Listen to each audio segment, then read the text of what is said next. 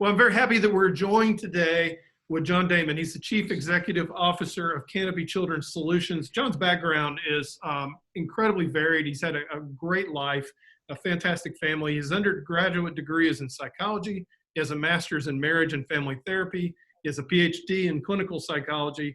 And he completed his residency in child psychology at the University of Mississippi Medical Center. He started early on with a Canopy Children's Solution. Back in the day, it was Mississippi Children's Home back then when you started, I believe. And you've worked your way up to the very top. And a lot of folks that I've talked to that work there love you. They think you're doing a great job. I do too. I think you do an amazing job. I've had the honor of interviewing before on the radio show. But I want you to come on today because, the world is like literally turned upside down right now. The pandemic and the virus that's caused it has stripped back the curtain on so many things in our lives, whether it's on a government level or a societal level or even on a personal level, because I know a lot of people are doing it. And you and I were talking the other day, and we started talking about how this is going to affect children. And I really, really wanted to get you to talk a little bit about that and some things that parents can do. I'm a parent, obviously I worry about my kids and they're older and I'm worried about how this is going to affect them. But there's a lot of trauma going on in the world right now. And I figured you would be just the guy to do it. Before we get going on that, two things. Number one, I want you to tell a little bit about yourself because you're doing some really cool stuff out in Aspen. And I think that's brag worthy. I want you to tell us about that and kind of give us the 30,000 foot of what Canopy does too, because y'all do a lot of great work around the community. Cool. Thank you, Marshall, man. And thanks for having me. It's always delightful to get together and think together and share some thoughts on how we can make Mississippi a better place. So thank you for having me, man. Sure. So just a brief kind of stroke on Canopy. We are Mississippi's largest and most comprehensive provider for children's behavioral health. And we do a whole array of services in the behavioral health, social service, and education solutions realms. Okay, so and a lot of those services we go to them in their own home, in their own community. We go in the homes in all 82 counties to do mental health wraparound services in the home with telehealth and counselors that go in the home. And then we have a whole range of services where maybe their needs are a little more intense. They need to come to us for a season. And so we do real intense treatment centers and crisis shelters for kids that have been through some tough abuse or neglect kind of moments, where we do some real intense work with them and prepare them to go back into their home and community and then support them there. And then we have schools in Hattiesburg and Jackson for kids that can't really make it in their local public school. And we partner with them to kind of wrap an individualized education plan around that kid and get them ready to go back to their public school. And we have autism services and schools, an autism center of excellence, Mississippi's only center of excellence for autism, kind of working with kids 18 months to 8 years of age to get them ready to be successful for life. So lots of other programs and services that I won't bore you with, but if you can think of it this way, if it has to do with kids and mental health, we're pretty much involved. And we really are interested in trying to catch mental health problems as early as possible, which is kind of what we're talking about, and keep kids and families together. We do a lot of work even with the state to keep kids out of the foster care system. So say, for example, the last 2 years, I think we've diverted over 3,500 kids from entering the foster care system by going and working real intensely with those families to keep them together after abuse and neglect has already been confirmed. And so we're real fortunate, man, to just do so many incredible services across the state of Mississippi. And we're continuing to innovate. We're 108 years old. We started as an adoption agency when kids were kind of being abandoned on the orphan trains at the turn of the century. And I like to say, even though we're not just an adoption agency anymore, society got more complex and so did we. So we just continued to innovate to respond to whatever the vexing problem is facing kids and families at that time. And so that's what we're continuing to do. So that's a little broad stroke of Canopy. There's a lot going on under the canopy. Sorry for the pun there. And people could go and check that out. And we have the most amazing mission-driven people on the planet. They inspire me every day. And so I'm just really, really blessed to get to be here. You asked about some of the work. It kind of dovetails with what I'm doing here and some of the work in Aspen, and I'll just give a quick piece on that. I'm doing a fellowship, a healthcare innovation fellowship with Aspen Institutes, and so you have healthcare leaders around the country who kind of come together. I think there's 21 of us for a 2-year period for a fellowship to think together about the big problems of healthcare, and I'm kind of helping represent the mental health side and kids. We all come up with a kind of a project or something that we really want to make a difference in the world on. And so I'm working now to try to kind of help us rethink how we think about the stigma of mental health, how the barriers that we have that keep kids and families from getting help. And we know 1 in 5 kids are struggling, and yet 80% of those never get to help. And so that's what I'm really trying to attack, Marshall, is what are the barriers that keep kids and families from getting access to care in the same way we would physical health care, and just systematically attack those, whether that's stigma, whether that's the lack of understanding how to get access, the financial models that kind of keep families from getting care in the same way we would for physical health, and those education, and how we integrate physical health and mental health together and not separate the mind and the body. I've talked about that before. The Greeks were wrong. There is no mind-body dualism. We're integrated people, and we need to approach our healthcare like that. So anyhow, that's kind of a broad stroke on Canopy and some of the work there with Aspen. Yeah, that's been the thing that's always been kind of seemed to be kind of weird to me, was that people would not go seek mental health, but they would, so if you have a heart attack, for instance, you go to the cardiologist. If you've got cancer, you go to the oncologist. If your brain's not working, you need to go talk to somebody who understands your brain. It's not there, like you said, there is no separation between the two. But it seems like, and you think about like the World War II generation. They came home from the war. They didn't talk about it. There's like this long generational thing that if you talk about it and you admit that you've got some kind of issue going on with your mind, you're weak. When actually, if you're able to talk about it, it's just the opposite. You actually are very strong. That's, and I think you and I have talked before. I'm so hopeful that is about to change. I'm hopeful because of the generation behind us is demanding that it change, which I love. These kids are, you and I, if we had a problem growing up, if we had to go to a therapist, we would hide that. We would whisper. We wouldn't tell a soul, These kids, you sit by them at a lunch table and you'll hear them say, "So who's your therapist?" "Well, I go see Bill." "Oh, I heard Bill's pretty good. Does he really do that play thing?" And they just talk openly, and they, kind of wonder why we get in the way with this stigma that could unleash them for their full potential. So you're right. It started a couple generations ago. They came back from the war. There's no way they're going to talk about it. And that was passed on to their kids. It was passed on to their kids. And here we are. And I hope, Marshall, that not only this generational push that's happening below us, but I think COVID is even a catalyst and an accelerator, because all of a sudden people are on pretty equal footing. Yeah. All of a sudden managers and companies, or those who were kind of skeptical or came from, like you said, the old pull it up by your bootstrap model, all of a sudden are thrust into isolation, thrust into anxiety, pulled away from relationships, and are going, "Holy cow, I'm struggling. I understand for the first time what this mental health thing is all about." Yeah, and I tell people that the virus has literally stripped back the curtain on everything. And, right now, and of course you see a lot of the protests that we've seen. You've heard a lot of the people that are saying, no, this isn't going to work anymore. You mentioned the younger generation. There's the younger generation that are pushing a little bit.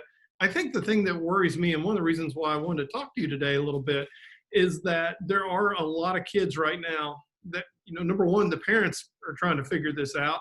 They're stuck away from their friends. They can't go to school. They've had proms ripped away from them. They've had all the things that, normally that they feel like they should get in their life suddenly have disappeared because of the pandemic.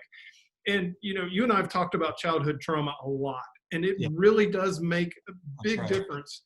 I've heard one expert say that, if you honestly just put CTPSD, which is childhood post-traumatic stress in the books and the textbooks, that it probably would take out a lot of the other things, out there, because it's like you have people when they're adults self-medicating and everything else, trying to figure out why they're wired like they are.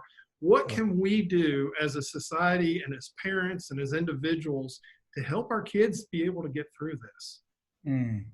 Well, I mean, you hit a very important point, even talking about the frame of kind of trauma and thinking about this moment, even a lowercase t trauma, maybe not like an immediate, like when you're in a car wreck or something that's an uppercase T trauma where I almost died, but the effects in the brain, the effects of what is happening with a chronic stress moment. Gazelles are designed to get away from the lion for a few seconds, right? And escape, and that adrenaline rush and that cortisol and all that pumps in the blood.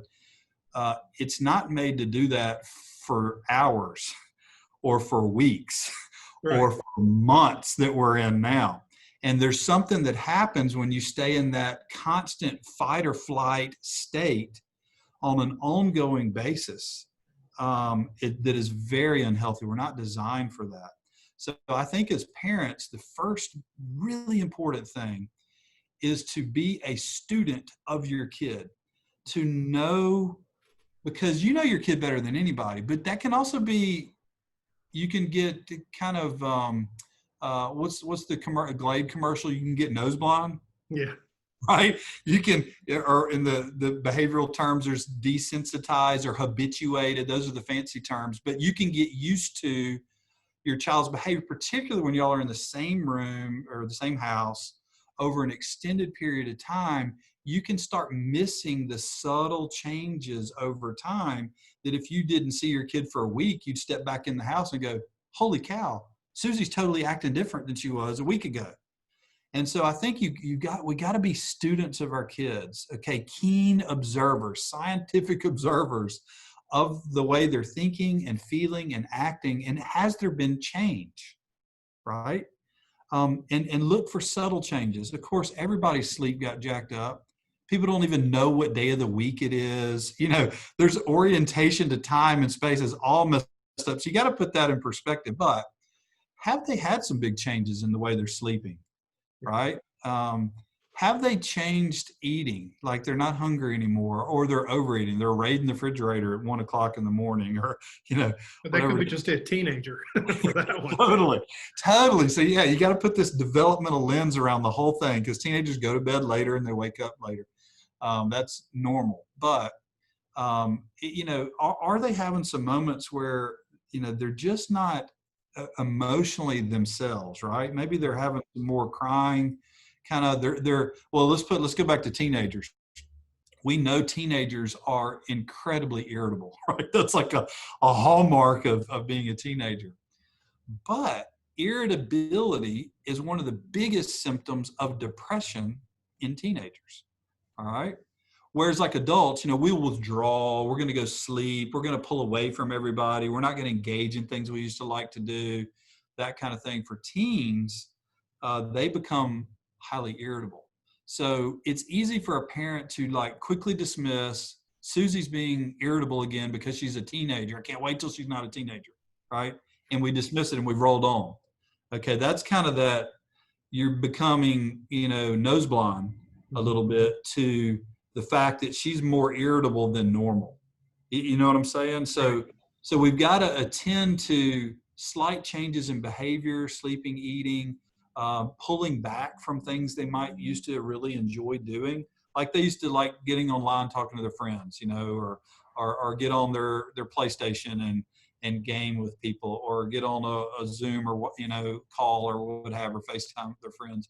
And all of a sudden they're not doing that. Right? They're kind of slipping back, isolating a little more, pulling away, maybe a little more irritable, crying. This is where, as a keen observer of our kids, we need to make a mental note. That's a symptom that something's wrong. Mm-hmm. Okay, we're really good at this physical health, right? Our kid comes in the kitchen and says, my tooth is just really hurting. You got a toothache. we need to go to the dentist. Or they're going, my ear, I feel like I got an infection. Hey, let's call the pediatrician.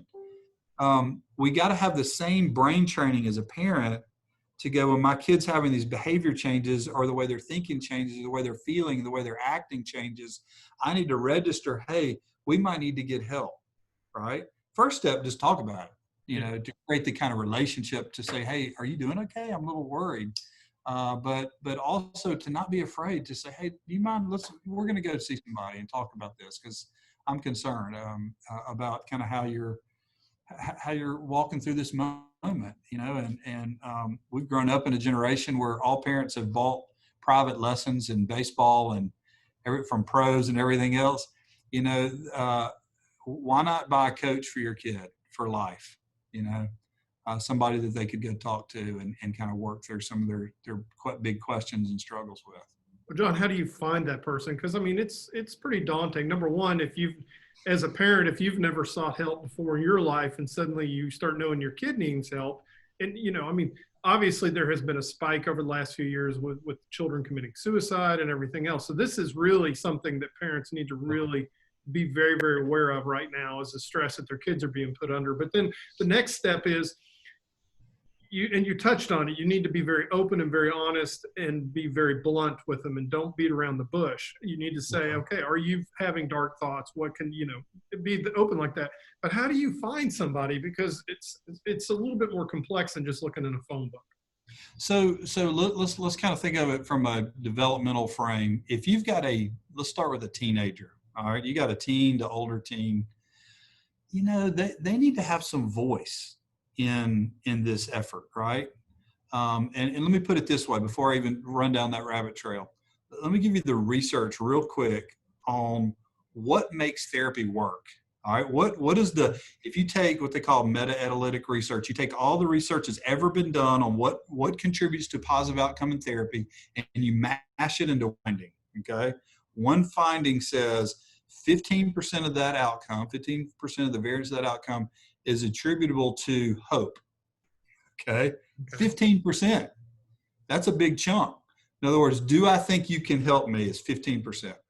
Another 15% is the technique that the clinician does.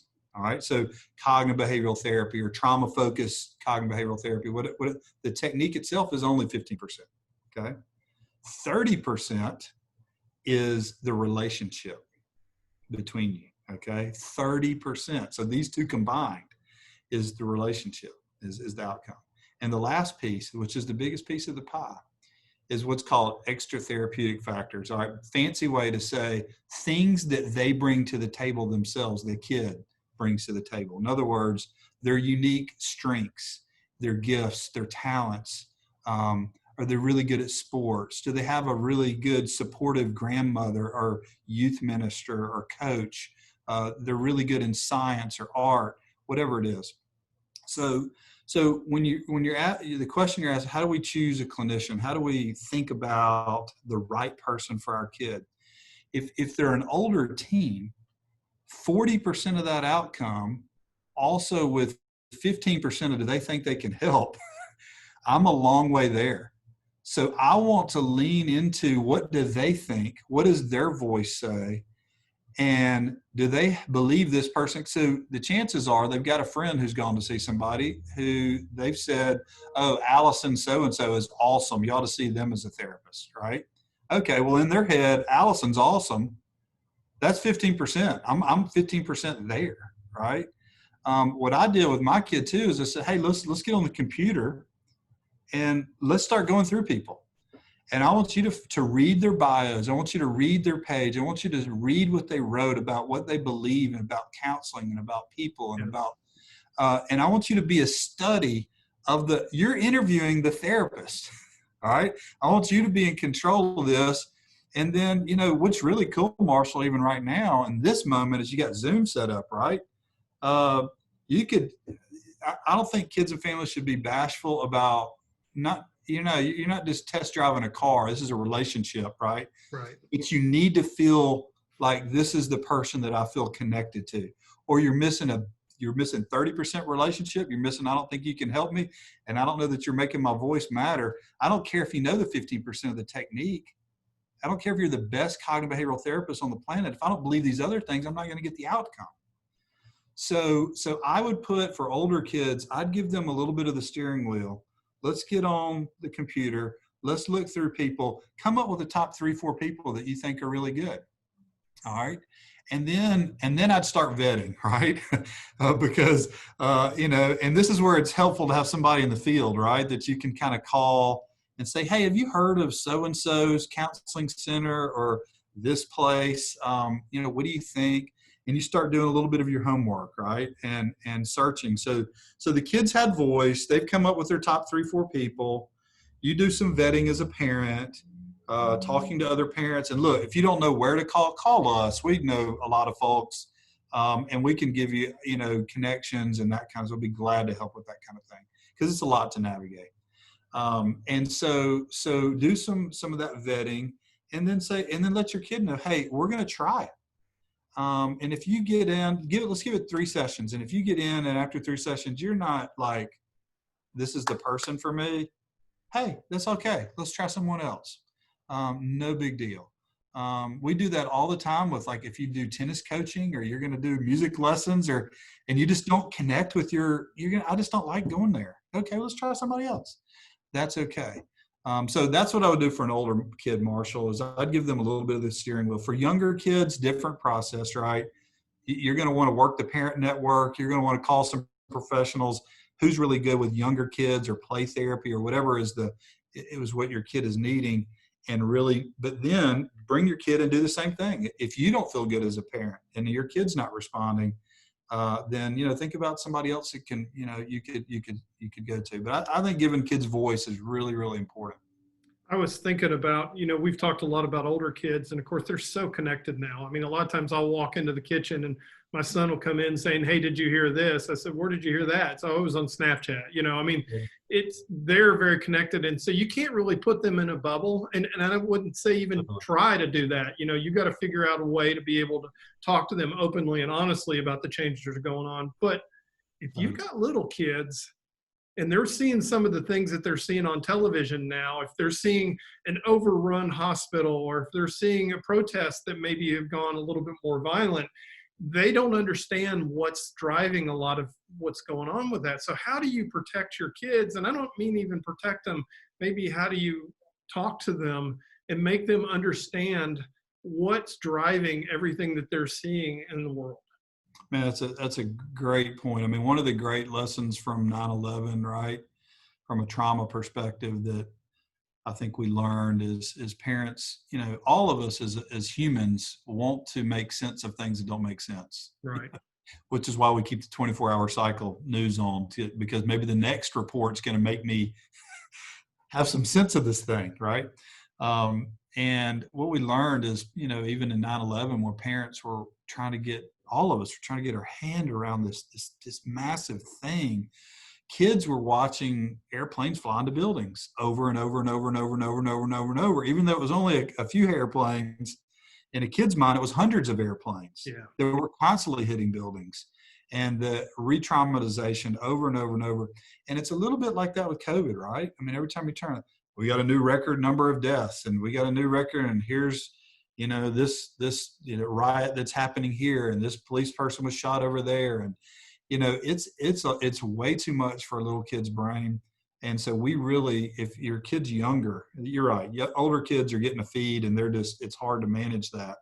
But it is important. Even my older kids, I say, you got to cut that stuff off too. I mean, you got to take a break. My wife and I will remind each other, hey, this TV's been on for a while. We need to cut it off because we need to take a break and have a brain palate cleaner, right now. But for the little guys, it's critical that we function as the CEO of our kids' frontal lobe brain. And we've got to take control, because they don't have what the frontal lobe does: executive planning, reasoning, and judgment. They don't have that. All right. It's not formed yet. So it's our responsibility as a parent to do the executive function and the planning and the reasoning and the judgment for them to protect their little brains. And so we do cut the TV off. We stop the feeds. They're smart enough to know something's going on. And the way their little brains work with mystical thinking, they're going to connect dots that shouldn't be connected. I heard my friend's mom has COVID and therefore she's going to die. No, let's put some other dots in there. Right. Let's talk about the dots of maybe 60% of people who have it are asymptomatic and are fine, and the recovery rate. There's other dots that we need to connect as a parent, or our kids will do the mystical thinking, real off the cliff kind of stuff. So for little guys, we've got to serve as their surrogate CEO of their brain, their frontal lobe. For the older ones, we need to help contextualize and model how to manage the content. And so I'll purposely, with my older kids there, when they're sometimes in the TV's rolling, I'll tell Helena, hey, let's just cut the TV off. We've had it on for a minute. We need to make sure we're not into any information for a little while. And I want them to hear me say that, right? Because learning's more caught than taught, right? Right. I can say, cut your phone off, or they could see me do it, which is much more powerful. And like when we were to dinner the other night, and Helena, I pulled my phone out and she called me out on it. Hey, remember, no phones while we're, and I was like, oh yeah, I'm sorry. I did buzz and I was trying to. So that's the modeling that I think our kids need to see the parents do to how to manage what seems so overwhelming and protect their little brains. I think it's very important. And I think the hard part is too, as a parent, and I think you touched on something, the brain, cleansing the brain palette. I think we all need to take time to step back and somehow, worry about our own personal mental health, because we're no good. It's the whole put the oxygen mask on your face and before you can put it on somebody else's. But I think as parents, we need to find ways to be able to decompress too, because there are a lot of things hitting us from a lot of different directions right now. And, if you're freaked out, you're probably going to be more susceptible to the virus and more susceptible to the worst outcome, because your immune system is going to be depressed and you're going to be ill. But also, too, the fact you can't help your children if you're freaking out and in the fetal position yourself. That's it, man. Put your oxygen mask, and there's a couple just concrete things we can keep in our head to do, right? One is what you said, is you got to pause as a parent. And what I mean by that is, how do you actually feel? We're always worried about our kids and what's happening. How am I feeling? Like if I'm driving down the road, white knuckle gripped on my steering wheel, or my knees constantly popping up and down, is that I'm anxious. Yeah. I need to know I'm feeling anxious right now, because I'm going to be reactive. In other words, my sympathetic nervous system, fight or flight thing's going, and I'm ramping up and I don't even know it. Okay. So pause and say, how am I feeling right now? That's really, really important self-check to do. Right. And then, like we were talking about earlier, taking a break. I've had to institute, and I hate doing it, but I've made myself as a discipline every morning to get up and exercise. There's the physical side of that, but Marshall, there's been the mental side of a long walk early in the morning to collect my thoughts, to tamp down, to reflect, and that sort of thing. So parents, like you said, the oxygen mask on yourself first. If you want to be a great parent, you've got to take care of yourself and take that break. Third, and I did this last night, is how do you make, reach out to others that are going to give you life, right, in relationships. And so I had a guys' night last night, kind of a small group I've been in for a long time, some guys from my church, and we connect, and just hanging out on his back porch, and all of us sharing and talking about our families and where we are. That connection and reaching out is huge. It just filled my cup. Like I'm ready to roll, right? And making time for yourself. Parents are terrible at feeling guilty to do anything for themselves. And you can't do that. The most important gift you can give your kids is your marriage, right?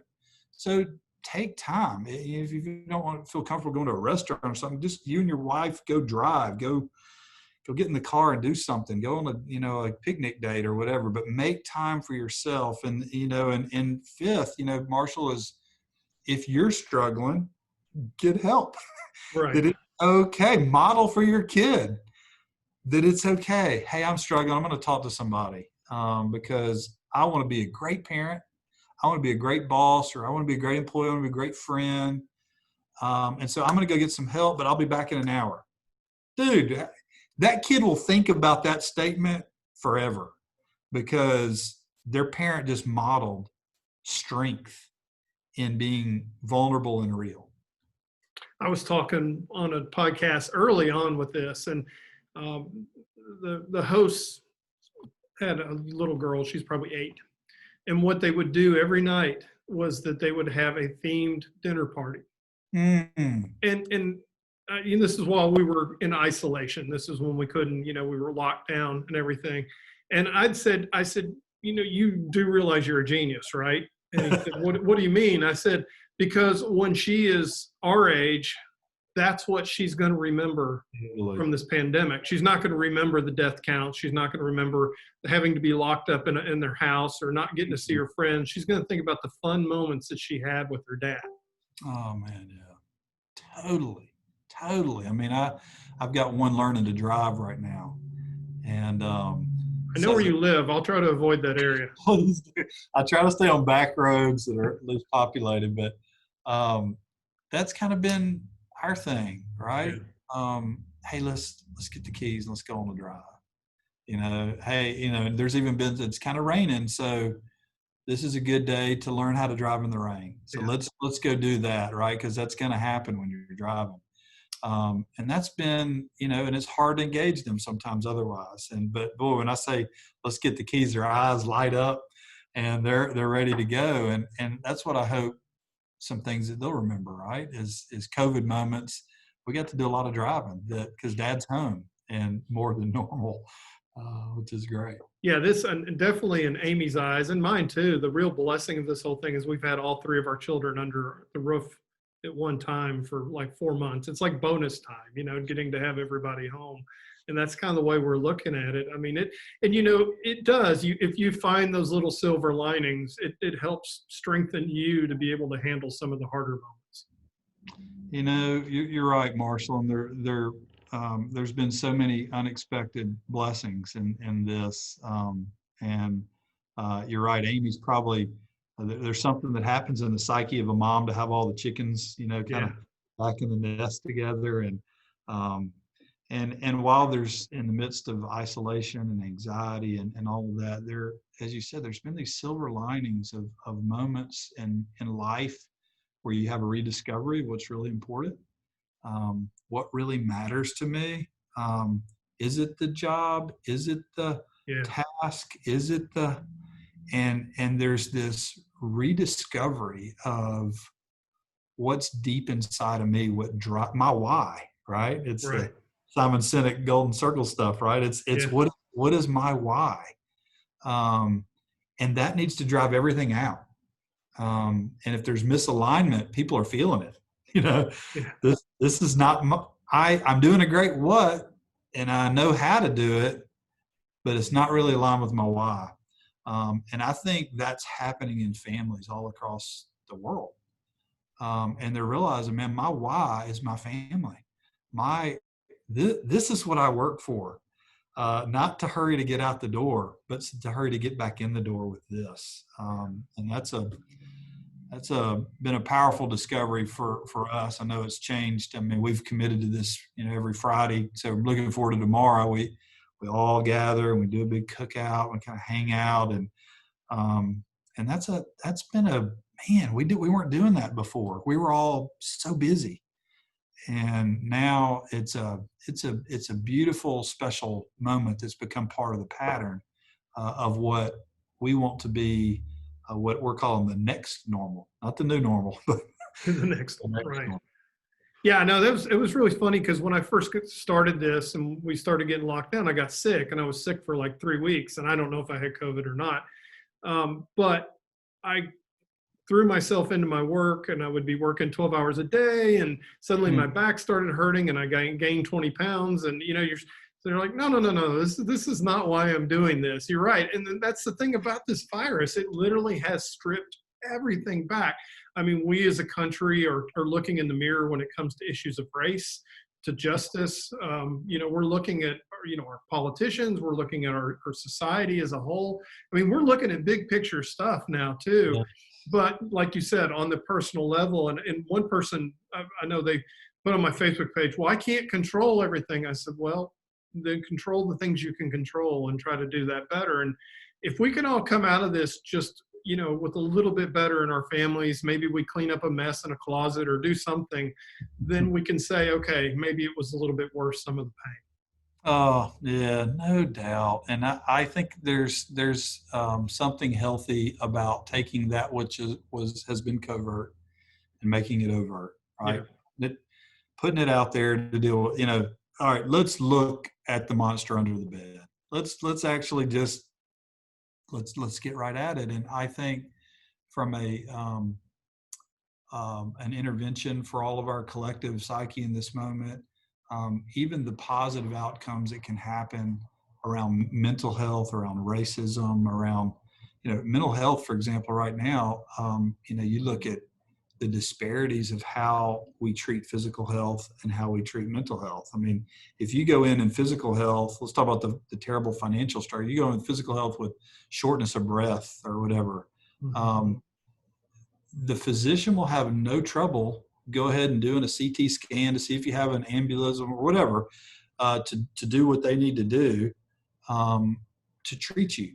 But if you go in on the mental health side with shortness of breath because of panic attack or anxiety, well, now we got to call to see if we get a pre-approval to see, can you go see someone for how many sessions?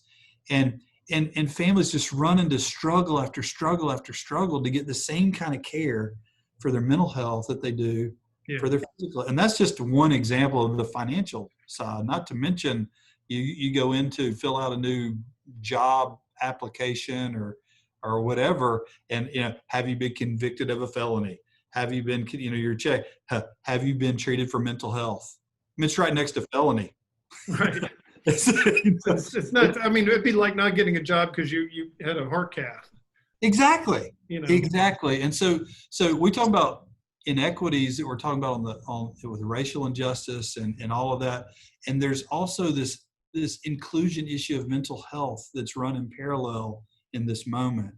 Yeah. Where we should treat everyone with mental health the same way we would with any other condition, and make sure that if it is 1 in 5 who are struggling, that the other 4 are committed to wrap around the one who's struggling as a society, so that every person can thrive and everybody's treated equally and everybody is on equal footing in our cultures.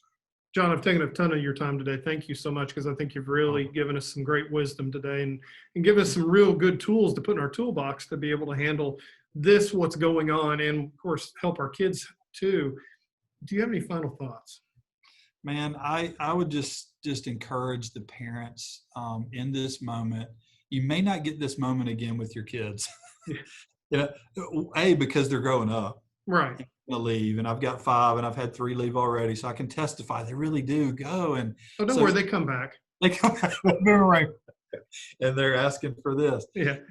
But you may not get this moment because of developmental course, but the moment that we're in with COVID, the moment that we're in with very real issues in life right in front of us, to have a window into their heart and a window into their soul and a window into a conversation that otherwise might be very hard for you to get to as a parent. Yeah. Don't miss the moment. Don't miss the opportunity to touch base with your kid and say, how you really doing? And how can I be your biggest fan to make sure you get everything you need in life to be successful? No stigma, no judgment. Just, I'm here for you, and I want you to win in every way I can. That's my job as a parent. So just don't miss the moment would be my final thought. Well, once again, thank you, John. I appreciate you joining us today, and I always look forward to talking to you. I think I actually got 4 or 5 tips I'm going to take home and with my own kids too. But awesome, man. If I can ever be of service, let me know. Good luck with everything, and stay healthy. Thank you, Marshall. You too. Appreciate you more than you know. Thank you, sir. Thank you. Take care, buddy.